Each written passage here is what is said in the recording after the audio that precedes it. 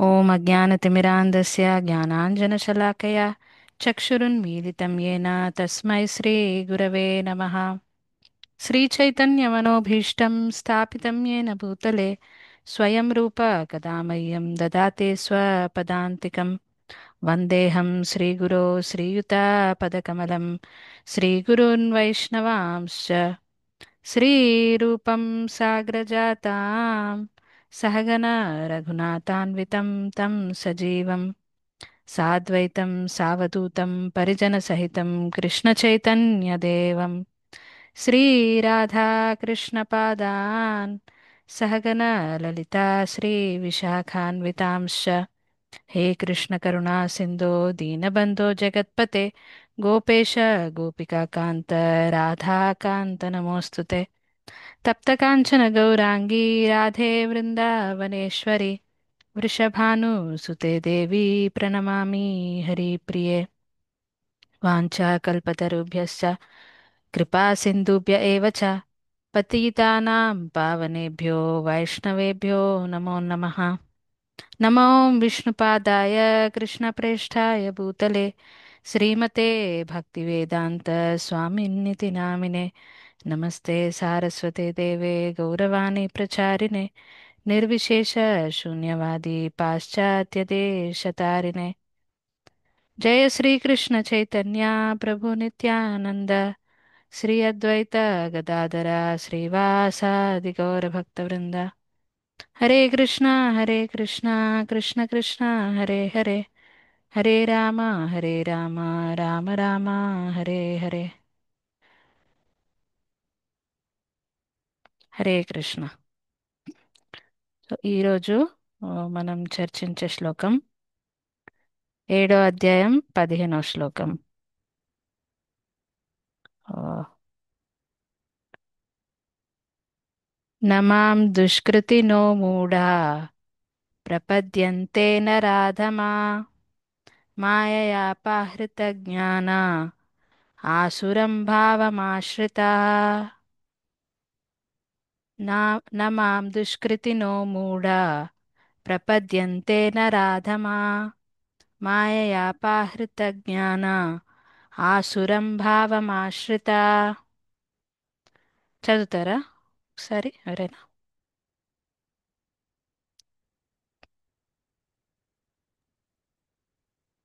నమాం దుష్కృతినో మూఢా ప్రపద్యంతే నరాధమా మాయయాపృత జ్ఞాన ఆసురం భావమాశ్రితా.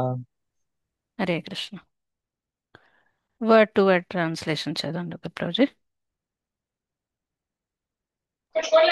మాం నన్ను దుస్థితినః దృష్టులు మూఢాః మూఢులు న ప్రపద్యంతే శరణుజొచ్చురు నరాధమ మానవుల్లో అత్యంత అధములు మాయాయ మాయనే అపహరించబడిన జ్ఞాన ఎవరి జ్ఞానము అసురం రాక్షస సంబంధమైన భావం ప్రవృత్తిని అశ్రిత స్వీకరించి. ఇది కూడా చదవండి ప్రభు, ఎవరైనా ఒకరు.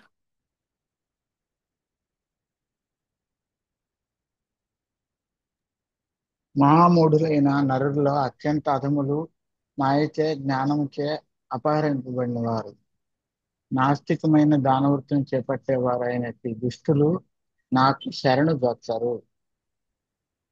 హరి బోల్. Thank you Prabhuji. సో నిన్న నిన్న ఏం తెలుసుకున్నారు మీరు? నిన్నటిది ఏమైనా పాయింట్స్ గుర్తున్నాయా మీకు? నిన్న జాయిన్ అవ్వాలి చెప్పొచ్చు. నిన్న అయిన వాళ్ళు ఏమైనా గుర్తుందా? ఏదైనా ఒక పాయింట్. ఆ, మనకి ఆ, మూడు గుణాలు మాయచే కప్పబడి ఉంటాయి. అందువల్ల మనం భగవంతుని సందర్శించలేము. మనం ఆ, భగవంతునికి దాసులమై ఆ, లొంగిపోయి ఉంటే మనం భగవంతుని మనం ఉమ్, ఆ, మనకి మన మీద కరుణ చూపిస్తారు. హరి బోల్. థ్యాంక్ యూ ప్రభుజీ, కరెక్ట్గా చెప్పారు. అయితే చాలా ఇంపార్టెంట్ శ్లోకము. దాని తర్వాత ఇమ్మీడియట్గా తర్వాత వచ్చే శ్లోకమే ఇది. సో ఒక జస్ట్ మనం ఎక్స్ప్లెనేషన్కి వెళ్ళే ముందు జస్ట్ శ్లోకంలో చాలా భగవంతుడు చాలా స్ట్రాంగ్ పదాలు వాడుతున్నారు మీరు అబ్జర్వ్ చేస్తుంటే. దుష్కృతినో దుష్టులు, మూఢులు, నరాధములు, నరాధమ, దుష్కృతినో మూఢ, నరాధమ. సో ఎవరైనా భగవంతుడు చాలా న్యూట్రల్, ఎలాంటి ఫీలింగ్స్ ఉండవు ఏమి, ఆ, అంటే నిరాకార వాళ్ళు ఇలా అంటారు, ఏమి ఆకారం ఉండదు, ఏమి ఫీలింగ్స్ ఉండవు భగవంతుడికి, ఏమి ఎమోషన్స్ ఉండవు, అలా అలా కొంతమంది ఊహించుకుంటారు భగవంతుడు అంటే. ఏం ఆమ్, మనసు అన్నది, భావం అన్నది, అలా ఎమోషన్స్ అన్నవి ఉండవు అని అనుకుంటారు. కానీ ఇక్కడ చూడండి భగవంతుడు ఖచ్చితంగా ఎమోషన్స్ ఉంటాయి భగవంతుడికి. ఆయనకు కొన్ని ఇష్టం, కొన్ని ఇష్టం లేదు. ఎలాగైతే మనము ఎవరన్నా చెప్పిన మాట వినట్లేదు, వాళ్ళ మంచి కోసమైనా కానీ వాళ్ళకి చెప్తే వినకపోతే సరే వెళ్ళిపో అనుకుంటారు కదా. లేకపోతే మనం తిడతాం కదా ఎవరినన్నా, మూర్ఖుడా, బుర్ర ఉందా లేదా నీకు అనేసి. అలా అలా తిట్ ఆల్మోస్ట్ తిడుతున్నారు ఇక్కడ. అంటే మనకు సాంస్క్రిట్ లో కొంచెం మంచిగా అనిపిస్తుండొచ్చు, కానీ ఇక్కడ ఇవి చాలా స్ట్రాంగ్ వర్డ్స్ మనం అబ్జర్వ్ చేసినట్టయితే. మూఢ, మూఢ అని చాలా సార్లు కృష్ణుడే స్వయంగా వాడుతున్నాడు శ్లోకాలలో. చాలాసార్లు ప్రభుపాద్, కొంతమంది ప్రభుపాదుల వారి పర్పోర్ట్స్ భాష్యాలు చదివి ఫూల్స్ రాస్కెల్స్ అని చాలా వాడుతుంటారు ప్రభుపాద్. సో ఇదేంటి ఇలా రాస్తున్నారని పర్సనల్గా నాకు కూడా అనిపించింది స్టార్టింగ్లో కొన్నిసార్లు చదివినప్పుడు. కానీ ఇక్కడ చూస్తే భగవంతుడు తాను స్వయంగా కూడా అలాంటి పదాలు వాడుతున్నాడు. అంటే హీస్ వెరీ, అంటే తన ఒక opinion, he strong about some things. అది మనం అర్థం చేసుకోవాలి ఇక్కడ. అంటే మ్, ఒక ఒక కేవలం న్యూట్రల్ పర్సనే కాదు ఆయన. ఆయన మన మంచి కోసం ఆలోచిస్తున్నారు, అది పాటించకపోతే ఆయనకు నచ్చదు. సో అది మనం అర్థం చేసుకోవాలి. సో ఇక్కడ చాలా స్ట్రాంగ్ వర్డ్స్, నరాధమా, అధములు, అధముడా అని మనం తిడతాం కదా, అలా అన్నమాట ఇది. సో ఇంతకుముందు మీరు చెప్పినట్టుగా ప్రభుజీ, నిన్న నిన్నటి శ్లోకంలో ఇది ఇది కదా, దైవీ హేషా గుణమయి మమ మాయ దురత్యయ. సో మన మాయ అన్నది చాలా స్ట్రాంగ్, మాయ అన్నది చాలా, నా నా మాయ, మమ మాయ, నా శక్తి ఇది, నా శక్తి కాబట్టి, ఆ, నా శక్తి కాబట్టి, నేనెంత పవర్ఫుల్, నా మాయ కూడా అంతే పవర్ఫుల్. దీన్ని దాటడం అంత సులభం కాదు. కాకపోతే నాకు ఎవరైతే శరణాగతులు అవుతారో వాళ్ళకు దాటడం అంత కష్టమేం కాదు ఇది అని చాలా స్పష్టంగా భగవంతుడు నిన్నటి శ్లోకంలో మనకు తెలియజేశారు. సో మరి ప్రశ్న వస్తుంది ఒకటి, మరి ఇంత సులభమైన మార్గం ఉన్నది ఒకటి, భగవంతుడు ఇంత క్లియర్గా చెప్తున్నారు, ఆయనకు శరణాగతులం అవుతేనే చాలు, అదంతే, అదొక్కటి సరిపోతుంది. మరి ది సో కాల్డ్ మన మన సమాజంలో ఉన్న సో కాల్డ్ లీడర్స్ ఎవరైతే, మనం సైంటిస్ట్లు అనొచ్చు, ఎవరైనా influential persons like intelligent people, scientist కానీ, బిజినెస్ మెన్ కానీ, లేకపోతే ఇంకెవరైనా ఫిలాసఫర్స్, ఎవరైనా కానీ ఈ విషయంని ఎందుకు అర్థం చేసుకోలేకపోతున్నారు? ఇది ఎంత స్పష్టంగా భగవంతుడు తెలియజేశారు. భగవద్గీత అన్నది మనకు చాలా అవైలబుల్ ఉన్నది చాలా మందికి, చాలా కాపీస్ డిస్ట్రిబ్యూట్ చేస్తున్నారు, ఈ నాలెడ్జ్ అన్నది అందరికీ అవైలబుల్ ఉంది. మరి చాలా మంది తెలివైన వాళ్ళు దీన్ని ఈజీగా, ఈ బుక్ తీసుకొని ఇవి ఈజీగా ఫాలో అవ్వచ్చు ఎవరైనా ఈ ఇన్స్ట్రక్షన్స్. అండ్ మరి మరి ఇది ముక్తి అన్నది ఓన్లీ భక్తులు ఆశించేదా అంటే కాదు. మరి ఓకే, మేము ముక్తి ఆశిస్తున్నాము కాబట్టి ఆ, ఓకే, మేము ఈ సంసార చక్రంలో నుంచి బయటపడాలనుకుంటున్నాం కాబట్టి మేము ఇదంతా ఆలోచిస్తాము, భగవంతుడికి శరణాగతులం అవ్వాలి అది ఇదని. దీని గురించి పట్టించుకోని వాళ్ళకి అవసరం లేదు ఆ, అని కూడా అనుకోలేము. ఎందుకంటే ఈ లాస్ ఆఫ్ మెటీరియల్ నేచర్ ప్రభుత్వాలు వారు క్లియర్గా చెప్తున్నారు పరపోట్లో కూడా. లాస్ ఆఫ్ మెటీరియల్ నేచర్, ఈ భౌతిక ప్రకృతి యొక్క నియమాల నుంచి ప్రతి ఒక్కరు కూడా బయటపడాలనుకుంటున్నారు. ఎందుకంటే ఈ భౌతిక ప్రకృతి మెయిన్ ప్రాబ్లమ్స్ ఏంటి?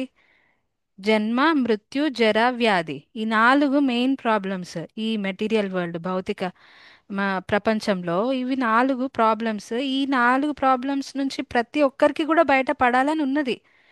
సో మనం ఇలా అనుకోలేము లైక్ ఇది ఓన్లీ ఒక స్పెసిఫిక్ కేటగిరీ వాళ్ళే ఈ విషయం మీద ఇంట్రెస్టెడ్ ఉండవచ్చు అనేసి. ఎందుకంటే మనందరి కామన్ గోల్, మనందరి కామన్ ప్రాబ్లమ్స్ ఉన్నాయి, కొన్ని అందరికీ ఉన్నాయి ప్రాబ్లమ్స్.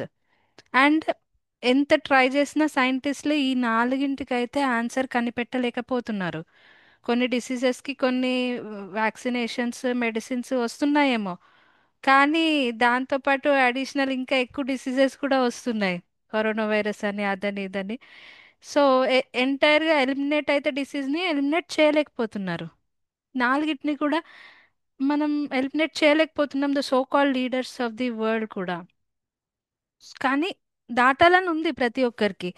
మనం ఏ ఇన్వెన్షన్ చూసుకున్నా నార్మల్గా లైక్ ఏరోప్లేనే కావచ్చు, ఎందుకు మనకు మెటీరియల్ వరల్డ్, మెటీరియల్ భౌతిక ప్రపంచం యొక్క నియమం ఏంది? మనం మనుషులం భూమి మీద నడవాలి.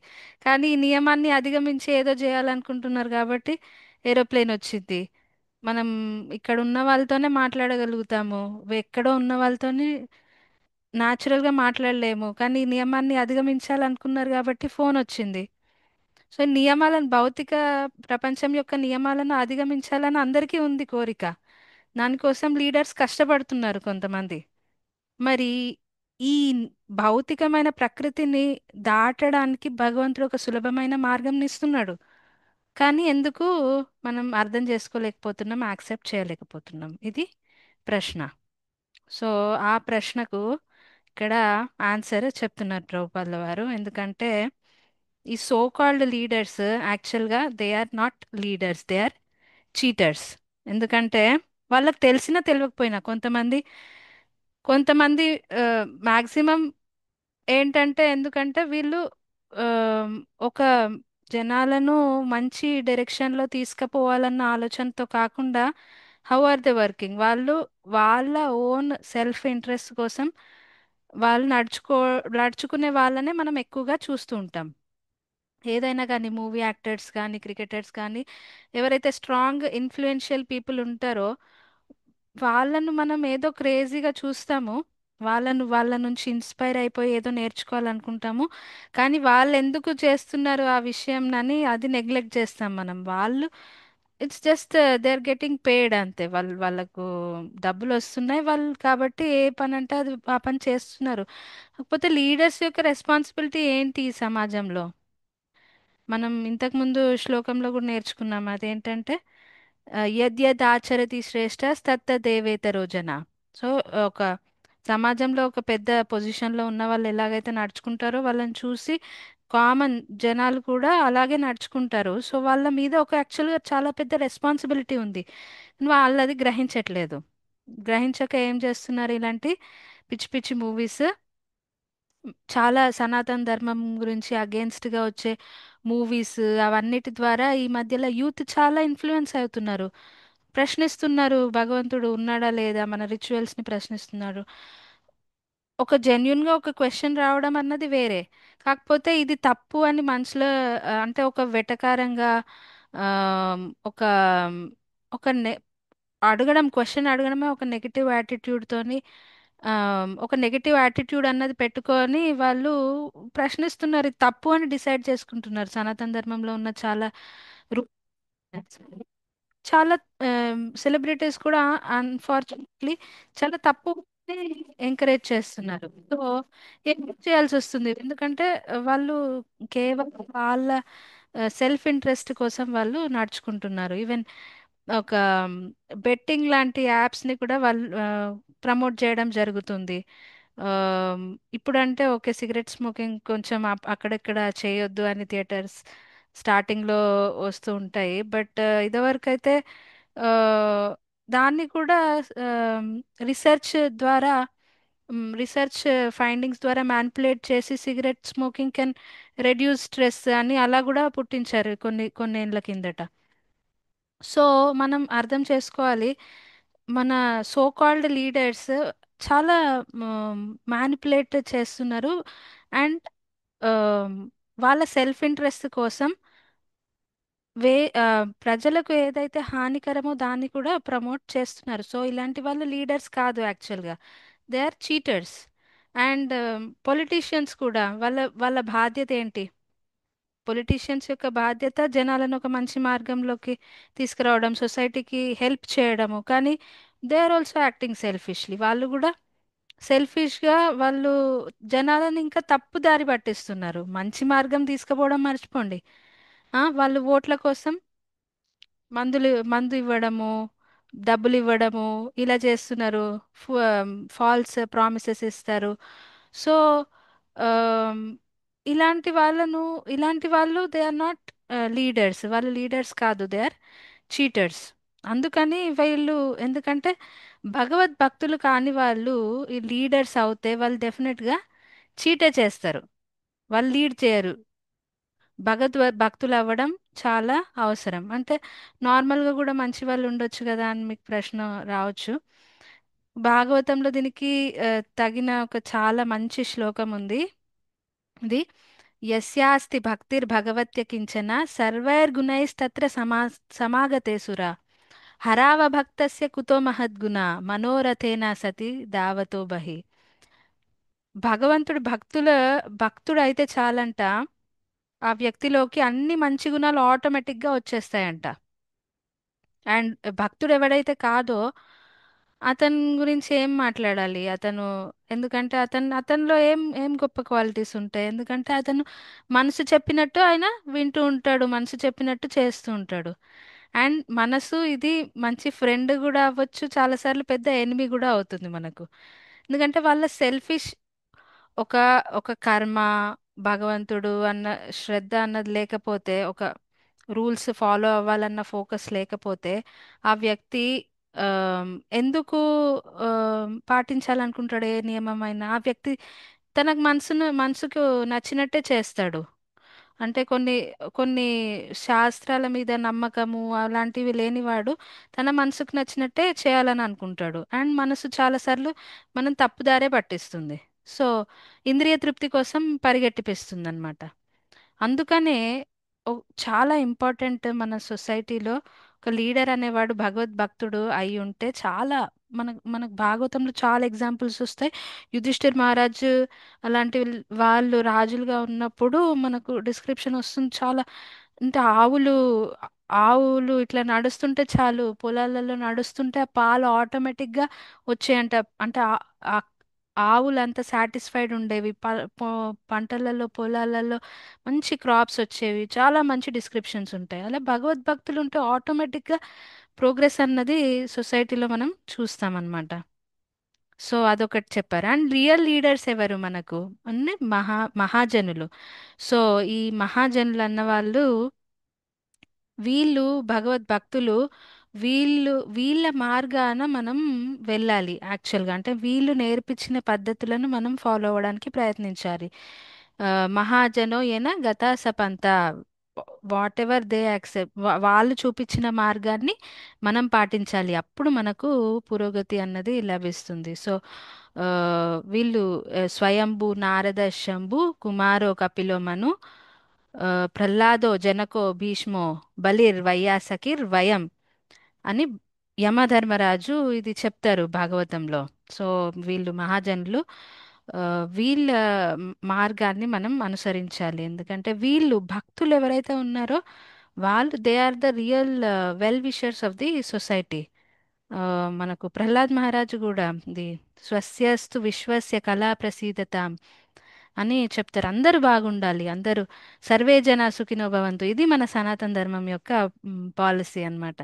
ఇది భగవద్భక్తులు ఇలా ఆలోచించగలుగుతారు. పరదుఃఖ దుఃఖి, వేరే వాళ్ళ దుఃఖం చూసి వాళ్ళు దుఃఖిస్తారు. అలాంటి వాళ్ళు భగవద్భక్తులు.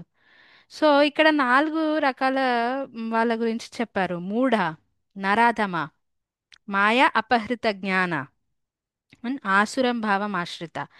4 కేటగిరీస్ వాళ్ళు భగవంతుడికి శరణాగతులు అవ్వరు అని భగవంతుడు చెప్తున్నాడు. ఈ 4 ఏంటి కేటగిరీస్ అన్నవి మనం చూద్దాం ఒకసారి.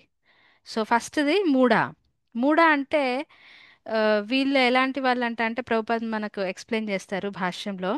ఎవరైతే ఈ కేటగిరీ వాళ్ళు చాలా మంది ఉంటారు. Software engineers common example. So పొద్దుటి నుంచి సాయంత్రం వరకు వాళ్ళు పని చేస్తూనే ఉంటారు, చేస్తూనే ఉంటారు. ఎందుకు చేస్తున్నారో తెలీదు. బాస్కి ఫైనల్గా ఏంటిది అని ఎయిమ్లెస్గా ల్యాప్టాప్ ముందు కూర్చొని చేస్తూనే ఉంటారు. కొన్నిసార్లు ఎంతో ప్రెషర్ ఉంటుంది. ఆమ్, తినడం సరిగ్గా తినరు. వేటి కోసం అయితే పని చేస్తుంటారో, ఇప్పుడు ఎవరైనా పని ఎందుకు చేస్తారు? వాళ్ళ పిల్లల కోసం, లేకపోతే బేసిక్ వాళ్ళు మంచిగా తినాలి, ఆరోగ్యం ఆరోగ్యం. సో ఇవే నెగ్లెక్ట్ చేసుకుంటూ ఆ, పని చేస్తుంటారు ఒక గాడిదలాగా. సో గాడిద గురించి మనకు ప్రభుపాదుల వారు ఎక్స్ప్లెయిన్ చేస్తారు. దానికి కొంచెము ఈ మాస్టర్ ఎవరైతే దాన్ని చూసుకునేవాడు ఉంటారో గడ్డి చూపిస్తాడు కొంచెము. ఆ గడ్డి కోసము అది పని చేస్తూనే ఉంటుంది, చేస్తూనే ఉంటుంది. కానీ ఆ గడ్డి దానికి ఎక్కడన్నా దొరుకుతుండొచ్చు. అది అంత పని చేయాల్సిన అవసరం లేదు. అంత మూటలు మీద పెట్టుకొని అంత మోయాల్సిన అవసరం లేదు. గాడిద చాకరీ అది చేస్తూనే ఉంటుంది. ఆ మాస్టర్ ఏదో కొంచెం దాన్ని కొడతాడు మళ్ళీ. లాస్ట్కి అదంతా చేశాక ఏదో కొంచెం పెడతాడు. ఇంకా అది ఎవరు ఇష్టపడరు. అదేదన్నా మాట్లాడాలనుకున్న అది పోయేటిక్ గా ఏదో పాడాలనుకుంటుంది. కానీ ఆ వాయిస్ ఎవరికి నచ్చదు. ఒక గాడిద వాయిస్ ఎవరికి నచ్చుతుంది? సో అలాగే మనం చూస్తే చాలా మందిని మనము ఒక మెషిన్ లాగా మన రోజువారీ అవసరాల కోసం పని చేస్తూ ఉంటాం. కానీ మన యాక్చువల్ గోల్ ఏముంది? మనం ఎందుకు చేయాలి? ఏంటి నా అల్టిమేట్ లక్ష్యం ఏముంది? ఆ, దే ఏంటి అసలు what next, what after death at least అలాంటి క్వశ్చన్స్ వేసుకోరు ఎవరు. ఓకే, నడుస్తుంది, పని చేయాలి, చేస్తూ పోతూ ఉంటాం అంతే అన్నట్టుగా చేస్తూ పోతూ ఉంటారు. కానీ ఆ, ఆలోచించరు అసలు ఎందుకు చేయాలి నేను, ఏంటి నా పరిస్థితి ఏంటి, ఇవి ఇవి ఆలోచించకుండా వాళ్ళు చేస్తూనే ఉంటారు. అండ్ ఒక ఫుడ్ అన్నది బేసిక్గా యానిమల్స్ ఏం పని చేయకుండా ఆ, వాటికి ఫుడ్ దొరుకుతుంది. అలా యాక్చువల్గా మనకు కూడా అంత ఈజీగా జరగాల్సిన ప్రాసెస్ కోసం మనం చాలా కష్టపడుతున్నాము యాక్చువల్గా. మనం కాంప్లికేట్ చేసుకున్నాం మన లైఫ్ని చూస్తే. సో అదేవిధంగా ఒక క్యామెల్ ఎగ్జాంపుల్ కూడా ఇస్తారు భాగవతంలో. క్యామెల్ అంట ఆ, ఉంటే డెజర్ట్లో ఒక ముళ్ళ ఆ, తాని బుష్ ఉంటుంది కదా, దాన్ని దాన్ని నమ్లుతుందంట. నమ్లి ఆ రక్తం ఏదైతే వస్తుందో నోట్లో, ఆ రక్తమును అది ఆ ముళ్ళులు అన్నీ మిక్స్ అయిపోయి దానికి ఒక రకమైన టేస్ట్ వస్తుంది నోట్లో. ఆ టేస్ట్ చాలా ఇష్టపడుతుంది అది. ఇది చాలా బాగుంది అదే అని అనుకొని అలాంటివి ఆ అలాంటి ముళ్ళ కంపలను తినడానికి ఇష్టపడుతుంది. అది దీని టేస్ట్ చాలా బాగుందని. కానీ దానికి తెలీదు దాని రక్తమే అది టేస్ట్ చూస్తుందని. దానికి అర్థం చేసుకోలేదు అది. సో మనం కూడా చాలాసార్లు మనం కష్టపడతాం దీని నుంచి ఏదో మంచి రిజల్ట్, ప్రమోషన్ కావచ్చు, మంచి కారు కొనుక్కోవడం, ఇల్లు కొనుక్కోవడం, అది ఇదని మనం ఎంత కష్టపడతాము, దానికి తగ్గ ఆనందం ఎక్స్పెక్ట్ చేస్తాము. దాంతోని కొంచెం ఆనందం వస్తే మనం ఓకే హ్యాపీగా కూడా ఫీల్ అవుతాం. కానీ ఎంత ఎంత స్ట్రెయిన్ అవుతున్నాం దాని గురించి, అది ఆలోచించి అంత అవసరమా, మనం రక్తం ధారపోస్తున్నాం ఒక దాని గురించి, అంత అవసరమా అన్న దాని గురించి మనం చాలా మంది ఎక్కువ ఆలోచించము. అది మూడుల యొక్క లక్షణాలు అన్నమాట. నెక్స్ట్ నరాధమ అని చెప్తున్నారు. నరాధమ అంటే ఒక సొసైటీని డిస్క్రైబ్ చేస్తున్నారు ఇక్కడ. ప్రభుపాదుల వారి భాష్యంలో చూస్తే మనము ఆ, ఒక సొసైటీని, ఇప్పుడు మనం సో కాల్డ్ అడ్వాన్స్డ్ సొసైటీలో మనకు పెద్ద పెద్ద బిల్డింగ్స్ ఉన్నాయి, టెక్నాలజీ చాలా ఉంది, ఇంకా ఎడ్యుకేషన్ సిస్టమ్స్ అన్నీ చాలా అద్భుతంగా ఉన్నాయి. పెద్ద పెద్ద బిల్డింగ్స్, స్కై స్క్రేపర్స్, ఇంకా నెట్వర్కింగ్, చాట్ జీపీటీ, ఇంకా ఏఐ అంతా దీంతోని రెవల్యూషనరైజ్ అయిపోయింది మొత్తము. ఆ, కానీ ఎంతవరకు మనం ప్రాబ్లమ్స్ని సాల్వ్ చేసాము వర్సెస్ ఎంతవరకు ఇంకా ప్రాబ్లమ్స్ని కొని తెచ్చుకున్నాము, అదా ఆలోచించాలి ఒకసారి. పెద్ద పెద్ద ఇండస్ట్రీస్ వాటి వీటితోని ఓకే కొంచెం హెల్ప్ అయింది సొసైటీకి. కానీ పొల్యూషన్ అవి అన్న ఎన్నో ప్రాబ్లమ్స్ కూడా వచ్చాయి material so called material advancement వల్ల. ఎందుకంటే భౌతిక ప్రకృతి నేచరే అది ఉంది. మనం ఎంత ఎంత ఎక్కువ ఎక్కువ థింగ్స్ని ఆర్జించుకోవాలని ట్రై చేస్తే ప్రాబ్లమ్స్ కూడా అంత ఎక్కువ ఎక్కువ అయిపోతాయి. టెక్నాలజీతో ఎన్ని అడ్వాంటేజెస్ ఉన్నాయో అంతకంటే ఎక్కువ డిసడ్వాంటేజెస్ కూడా ఉన్నాయి. చిన్న పిల్లల నుంచి కూడా ఎలా ఈజీగా అడిక్ట్ అయిపోతున్నారు. యూత్కి వచ్చేసరికి వాళ్ళు కన్ఫ్యూజ్డ్ స్టేట్లో ఉంటున్నారు, వాళ్ళు డిస్ట్రాక్టెడ్ ఉంటున్నారు, ఒక దాని మీద దృష్టి పెట్టలేకపోతున్నారు. వాళ్ళు కంపారిజన్స్ ఎక్కువ అయ్యాయి ఈ సోషల్ మీడియాతోని. మొత్తం డిప్రెషన్కి వెళ్ళిపోతున్నారు. సో ఎన్ని సో మెనీ ఎంత మెంటల్గా ఎంత అఫెక్ట్ చేస్తుంది ఏదైనా కానీ. సో కాల్డ్ ఎడ్యుకేషన్ సిస్టమ్స్లో మనకు ఈ మధ్యలో చిన్నపిల్లలకు కూడా ఈవెన్ నర్సరీ ఎల్కేజీ వాళ్ళకు కూడా పేరెంట్ యాప్స్ ఉన్నాయి. యాప్స్లో అసైన్మెంట్స్ ఉంటాయి. సో చిన్నపిల్లలప్పటి నుంచి కూడా అంటే ఎడ్యుకేషన్ చెప్పే విధానాలలో చాలా అడ్వాన్స్మెంట్స్ వచ్చాయి. కానీ కంటెంట్ ఇంకా దాని సంగతి. అది అది కూడా ఆ కంటెంట్ కూడా ఎలా ఉంది, మనం మషిన్ల లాగా పని చేయడానికి ట్రైన్ చేస్తున్న కంటెంటే ఉంది. కంటెంట్లో పెద్దగా మార్పేం లేదు. మనకి హిస్టరీ అంటే మనకు అదే మొఘల్స్ అదే బ్రిటిషర్స్. కానీ మన మన రియల్ హిస్టరీ, మన మహాభారతం, రామాయణం వీటిని మాత్రము మైథాలజీగా కట్ట కొట్టేసి అవి పక్కకు పెట్టేశారు. ఏంటంటే వీఆర్ సెక్యులర్, ఇది మేము పాటించాం, మేము పెట్టుకోలేము స్కూళ్ళల్లో. కానీ దిస్ ఇస్ అవర్ హిస్టరీ. మరి దీని గురించి మాత్రము పిల్లలకి ఏమీ అవగాహన లేకుండా పోయింది.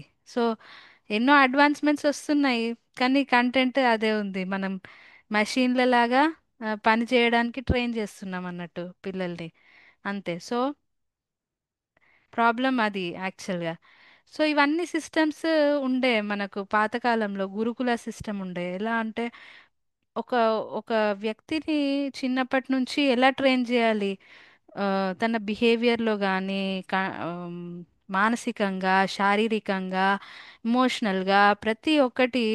వాళ్ళు గురుకులంలో ఒక శిష్యుడిని, పెద్ద పెద్ద రాజుల పిల్లలు అవన్నీ వదిలేసి చిన్నప్పటి నుంచి ఒక గురుకులంలో వాళ్ళు ఉండవలసి వచ్చేది ఒక గురువు దగ్గర. సో చిన్నప్పటి నుంచి వాళ్ళకు ఒక సెన్స్ కంట్రోల్ అన్నది ప్రాక్టీస్ అయ్యేది బ్రహ్మచర్యంలో.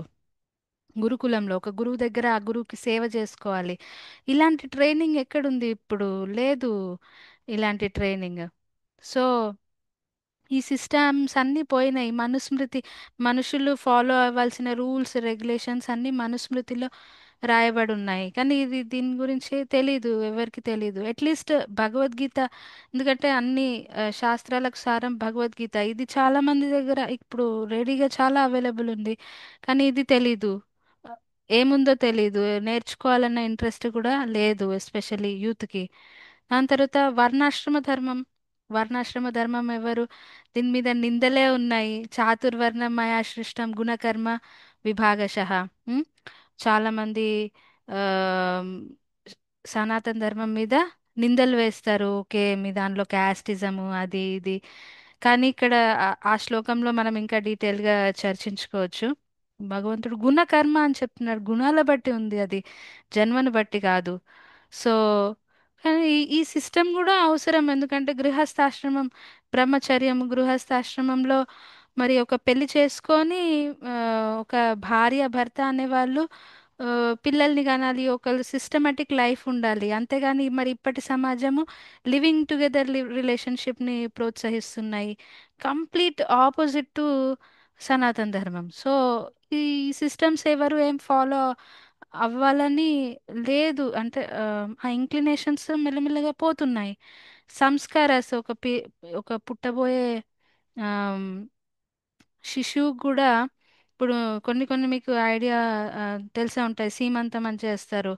ఇట్లా రైట్ ఫ్రమ్ అంటే కన్సెప్షన్ నుంచి ఒక ఒక ఆత్మ కడుపులో ఉన్నప్పటి నుంచి కొన్ని ప్రొసీజర్స్ ఫాలో అవ్వాలి, వాళ్ళ కాన్షియస్నెస్ మంచిగా ఉండాలని. సో ఇవన్నీ ఏమీ ఫాలో అవ్వట్లేదు. కాబట్టి మనకు సొసైటీ కూడా ఇప్పుడు యాక్చువల్గా అర్జునుడు ఫస్ట్ చాప్టర్లో చెప్తారు ఒక పాయింట్.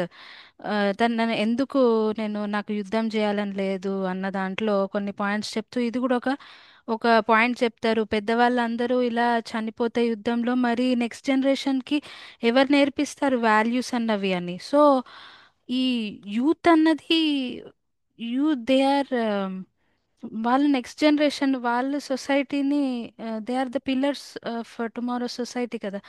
సో వాళ్ళ గురించి ఇది ఇప్పటి ఇప్పటి ఆలోచనే కాదు, అర్జునుడు కూడా ఆలోచించాడు అప్పుడు. సో అది ఇప్పుడు మనం చూస్తున్నాము, youth they are greatly being mislead అయిపోతున్నారు వాళ్ళు. సో మరి నర ఆధమ సొసైటీ అయిపోతుంది. అంటే నరులలో మనకు చూడ్డానికి సోకాల్డ్ చాలా గ్రేట్ సొసైటీ అనిపిస్తుంది కానీ నర అధమ అయిపోతుంది. మనకు సోకాల్డ్ అడ్వాన్స్మెంట్ అంటే తినడం, తాగడము, టిండర్ అలాంటి యాప్స్, డేటింగ్ యాప్స్, పోర్నోగ్రఫీకి ఎంతమంది అడిక్ట్ అవుతున్నారు. యూత్ వాళ్ళ వాల్యుబుల్ టైంని ఇలా వేస్ట్ చేసుకుంటున్నారు యూత్. సో ఇవి మేజర్ ప్రాబ్లమ్స్. మనం అడ్వాన్స్ అయిపోయామని చాలా గర్వపడుతున్నాం కానీ ఎన్నో ఎన్నో ప్రాబ్లమ్స్ ఉన్నాయి ఇప్పటి సొసైటీలో. ఇది ఇది అర్థం చేసుకోవట్లేదు. ఎందుకంటే భగవంతుడికి దూరం అయిపోతే న్యాచురల్గా ప్రాబ్లమ్స్ వస్తాయి, ఖచ్చితంగా వస్తాయి. సో అదనమాట. ఇంకా నర అధముల నుంచి నరోత్తమ అవ్వాలి మన సొసైటీ అంటే ప్రభుపాల్ వారు ఇంపార్టెంట్ పాయింట్ చెప్తారు. ఒక శిశువు గర్భంలో ఉన్నప్పటి నుంచే ఆ అప్పుడు యాక్చువల్గా బర్త్ అన్నది అది చాలా అన్కంఫర్టబుల్ పొజిషన్. ఒక తల్లి గర్భంలో శిశువు చాలా టైట్గా ఒక టైట్ బ్యాగ్లో కట్టేసినట్టుగా ఉన్నప్పుడు ఆ అవస్థను భరించలేక ఆ శిశువు మొక్కుతాడంట భగవంతుడికి, నన్ను ఈ జన్మనైనా నేను మంచిగా సార్థకం చేసుకోవాలి, మీ భక్తిలో ఉండాలని మొక్కుతాడంట. సో ఆ ఇంక్లినేషన్ ఉంది, చిన్నప్పుడు గర్భంలో ఉంటుందంట, మనకు శాస్త్రాల ప్రకారం తెలుస్తుంది. సో బయటకు పిల్లవాళ్ళు వచ్చినప్పుడు మనం చిన్నప్పటి నుంచే ట్రైన్ చేయడం వల్ల చాలా చాలా ఇంపార్టెంట్. ఎందుకంటే మొక్కై వంగనిది మానై వంగున అంటారు కదా.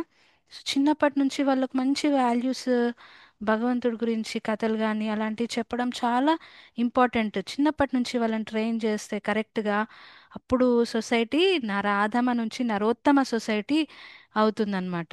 సో అది నర నరాధమ కేటగిరీ. మాయా అపహృత జ్ఞాన అంటే వీళ్ళు ఏంటంటే ఆ, చాలా మంది సో కాల్డ్ స్కాలర్స్ భగవద్గీతని చాలా మిస్ఇంటర్ప్రిట్ చేస్తుంటారు. అంటే వాళ్ళకు చాలా శ్లోకాలలో భగవంతుడు చాలా క్లియర్గా చెప్పాడు, మత్త పరతరం నాణ్యత్ కించిత్ అస్తి ధనంజయ, నాకంటే గొప్పవాళ్ళు ఇంకెవ్వరు లేరు, నన్ను మించిన వాళ్ళు ఎవ్వరు లేరు. దాని తర్వాత అహం ఆదిర్హి దేవానాం, నేనే, అందరు దేవతలు నా నుంచే ఉద్భవించారు. భోక్తారం యజ్ఞ తపసాం సర్వలోక మహేశ్వరం, అన్ని planets కి నేనే అధిపతిని. చాలా క్లియర్గా ఎన్నో శ్లోకాలలో చెప్తున్నా కానీ వీళ్ళు ఆ విషయంని అర్థం చేసుకోకుండా ఎవరికి నచ్చినట్టుగా వాళ్ళు భాష్యాలు రాయడం ఇది కామన్ అయిపోయిందనమాట. ఇంకా భగవంతుడు కృష్ణ అన్నవాడు నార్మల్ మనిషి అంటారు కొంతమంది, లేకపోతే ఫస్ట్ మనిషే ఉండే తర్వాత తర్వాత గొప్పవాడయ్యాడు, భగవంతుడు అయ్యాడు. ఇలాంటి రాంగ్ నోషన్స్ కొంతమందికి ఉంటాయి. వాళ్ళు అవి వాళ్ళ భాషలలో కూడా రాస్తుంటారు. వీళ్ళు ఏంటంటే చాలా ఇంటెలిజెంట్, వాళ్ళు చాలా అర్థం చేసుకోగలుగుతారు, సాంస్క్రిట్ స్కాలర్స్ కూడా అయి ఉండొచ్చు, గొప్పగా ఆలోచించే శక్తి ఉంది. కానీ ఏంటంటే వాళ్ళ ఇంటెలిజెన్స్ మాయ దొంగతనం చేసేసింది. సో కొంతమంది ఏం ఇంకేం కంపేర్ చేస్తారు, నేను వీడియోస్ కొన్ని చూసాను. ఒక ఓకే స్పైడర్ మ్యాన్ ఉన్నాడు కదా, స్పైడర్ మ్యాన్ సినిమా ఉంది కదా, న్యూయార్క్ సిటీలో ఉంటాడు. మరి న్యూయార్క్ సిటీ ఉంది కదా నిజంగానే, కానీ స్పైడర్ మ్యాన్ ఉన్నాడా ఏమైనా? అలాగే ఈ ద్వారక, ఇవన్నీ బృందావన్ ఇలాంటి ప్లేసెస్ ఉన్నాయి కానీ కృష్ణుడు నిజంగా ఉన్నాడని మనం అనుకోవద్దు, అండ్ భగవంతుడు అలా ఏం నమ్మాల్సిన అవసరం లేదని కొంతమంది అంటారు. అంటే ఎంత మిస్ఇంటర్ప్రిటేషన్స్ చూడండి మనకు. ఆ, అంటే వాళ్ళు చాలా ఇంటెలిజెన్స్ తోని ఇలాంటి రేషనల్స్ క్రియేట్ చేయడానికి ట్రై చేస్తున్నారు. కానీ ఏంటంటే వాళ్ళ ఇంటెలిజెన్స్ అన్నది వాళ్ళు భగవంతుడికి వ్యతిరేకంగా వాడుతున్నారు. సో ఇలాంటి వాళ్ళు ఎప్పుడు భగవంతుడికి ఆ, శరణు పొందలేరన్నమాట. ఆసురం భావం అంటే మొత్తం డెమోనియాక్ అంటే రావణాసుర, హిరణ్యకశ్యపు లాంటి వాళ్ళు. వీళ్ళు ఏంటంటే వీళ్ళ స్పెసిఫిక్ క్వాలిటీ భగవంతుడి మీద ఈర్ష్య. అసూయ భావము, ఇంకా వాళ్ళే భగవంతుడు కావాలన్న కోరిక ఉంటుందన్నమాట. దానికోసం వాళ్ళు చాలా కష్టపడతారు. ఈ కేటగిరీ వాళ్ళు కూడా చాలా ఇంటెలిజెంట్ పీపుల్, కానీ భగవంతుడికి కంప్లీట్ వ్యతిరేకం. భగవంతుడు అంటే ఈర్ష్య, వాళ్ళే భగవంతుడు కావాలన్న కోరిక. ప్లస్ ఇలాంటి వాళ్ళకు సమర్థించే వాళ్ళు కూడా ఉంటారు కొంతమంది. కొన్ని యూట్యూబ్ వీడియోస్ మీరు చూసారో లేదో కానీ కొంతమంది ఎలా మాట్లాడతారంటే, మాకు రాముడు లాంటి భర్త వద్దు, సీతమ్మను వదిలేశాడు. మాకు రావణాసుడు లాంటి అన్న ఉండాలి, ఎందుకంటే వాళ్ళ చెల్లి కోసం ఎంత కష్టపడ్డాడు, వాళ్ళ చెల్లి కోసము ఆ, అది చేశాడు ఇది చేశాడు అని చాలా ఇష్టం వచ్చినట్టుగా ఒక రాక్షస రాక్షసులకు సపోర్ట్ చేసుకుంటూ మాట్లాడతారనమాట. సో వీటికి అన్ని వీళ్ళు రామాయణం చదవాలి యాక్చువల్గా. ఎందుకు మరి రావణాసురుడు అదేదో చెల్లి మీద బాగా ప్రేమతోని కాదు, అది శూర్పణఖ వచ్చి ఇండ్యూస్ చేస్తుంది, సీతమ్మ ఇంత అందంగా ఉంటుంది నీ పక్కనైతే బాగుంటుంది అంటే, ఆ సీతమ్మ మీద ఆ, ఒక లస్టి డిజైర్ తోని, మోహంతోని, ఆ, ఒక కామంతోని అలా చేస్తాడు. అది కూడా డైరెక్ట్ గా కాకుండా ఎత్తుకొస్తాడు. ఒక కిడ్నాపర్ కి ఈ సమాజం సపోర్ట్ చేస్తుంది. ఇంకా ఆలోచించుకోండి మన సమాజం పరిస్థితి ఎట్లా ఉందో. సో ఈ 4 రకాల వ్యక్తుల గురించి మనకు చెప్తున్నారు. సో వీళ్ళు, ఈ రాక్షసులు ఎన్ని ప్లాన్స్ వేసినా కానీ there plans where smashed. Hiranyakashipu, ఆ, రావణాసురుడు ఎన్ని ప్లాన్స్ వేసినా భగవంతుడికి ఆపోజిట్ గా ఉండాలన్నా ప్లాన్స్ అన్నీ విఫలం అయిపోతాయి. సో నేను భగవంతుడు అని కొంతమంది చెప్పుకుంటూ తిరుగుతారు. సో అలాంటి వాళ్ళు, మ్, వాళ్ళ ప్లాన్స్ కూడా ఎప్పుడో అప్పుడు, ఈ జన్మలో కాకపోయినా ఎప్పుడో అప్పుడు స్మాష్ అయిపోవాల్సిందే ఖచ్చితంగా.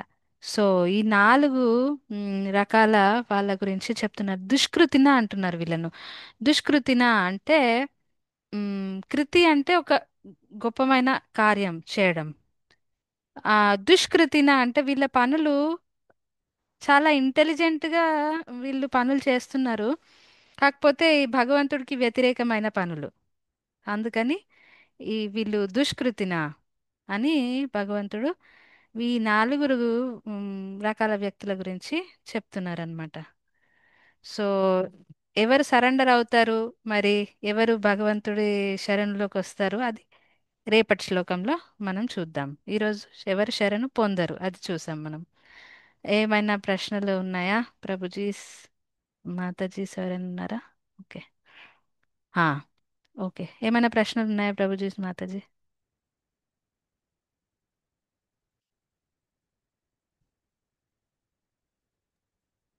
లేదు మాతాజీ. హరే కృష్ణ. అర్థమైంది కదా ప్రభుజీ? ఓకే. రేపు కూడా నేనే తీసుకుంటాను రోజు, కొన్ని రోజుల వరకు నేనే తీసుకోబోతున్నా. ఆమ్, సో మనం రేపు ఎవరు మరి భగవంతుడిని ప్రార్థిస్తారు, ఏ రకమైన వాళ్ళు కూడా 4 ఉంటారు. సో అది మనం రేపు చూద్దాం మనం. సరే. హరే కృష్ణ. వాంఛాకల్పతరుభ్యస్య కృపా సింధుభ్య ఏవ చ పతితానాం పావనేభ్యో వైష్ణవేభ్యో నమో నమః. అనంతకోటి వైష్ణవ బృంద की जय. శిల ప్రభుపాద की जय. Hare Krishna. Hare Krishna. Thank you very much devotees join అయినందుకు. హరే హరే కృష్ణ. కృష్ణ. కృష్ణ మాతాజీ. హరే కృష్ణ మాతాజీ.